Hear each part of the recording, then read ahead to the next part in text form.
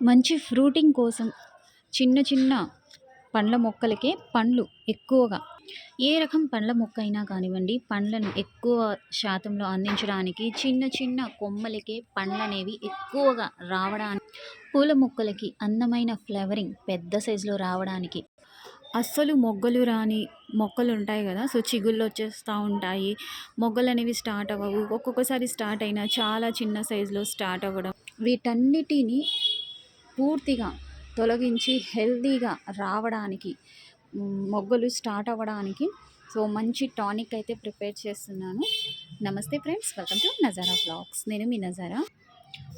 Vegetable peels friends, వీటితోనే nutritions ఉన్న మంచి టానిక్ ప్రిపేర్ చేద్దాము. సో దీన్ని ఒక డబ్బాలో అయితే మనం వేసేసుకుంటున్నాము. ముఖ్యంగా మీరు కీర దోసకాయ, మామూలు దోసకాయ, ఎల్లో దోసకాయ ఉంటాయి కదా, ఆ ఎల్లో దోసకాయ పీల్స్ కానివ్వండి లేదా ముక్కలు డైరెక్ట్గా ఒక దోసకాయ అయినా కూడా మీరు తీసేసుకోవచ్చు. సో మంచిది తీసేసుకోండి, కుళ్ళిపోయింది, పురుగులు పట్టింది అలాంటివి ఏమొద్దు. ఇలా తీసేసుకున్నాం కదా, వాటర్ యాడ్ చేద్దాం. నెక్స్ట్ ఇందులో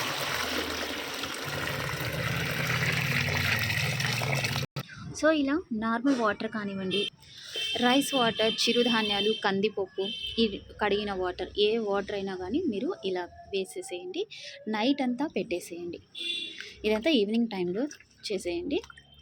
నైట్ అంతా మూత పెట్టేసేయండి ఇంట్లో కిచెన్లో, లేదా పైన వచ్చేసి ఎండ తగలని చోట అయితే పెట్టేసేయండి.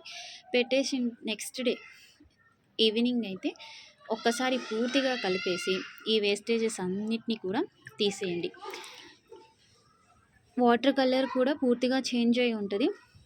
ఇదంతా కూడా ఇందులో ఉన్న న్యూట్రిషన్స్ అన్నీ కూడా ఈ వాటర్లో అయితే జాయిన్ అయిపోవడం జరుగుతుంది. ఒకసారి పూర్తిగా కింద నుంచి పైకి మిక్స్ చేసేసేయండి.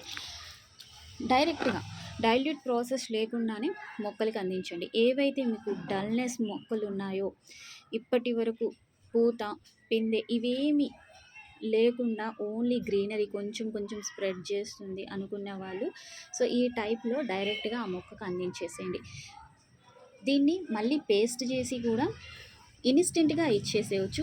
2 మెథడ్స్లో మనం మొక్కలకి అందించేసేయచ్చు. ఈ మెథడ్ అయినా మీరు ట్రై చేయవచ్చు. వీటి మొత్తాన్ని కూడా పేస్ట్ చేసేసి మొక్కలకి సరిపడా వాటర్లో కలిపేసి ఇన్స్టెంట్గా ఇచ్చేయాలి. సో దానివల్ల రిజల్ట్స్ అనేవి ఇలా ఉంటాయి. సరేనా, మళ్ళీ కలుద్దాం.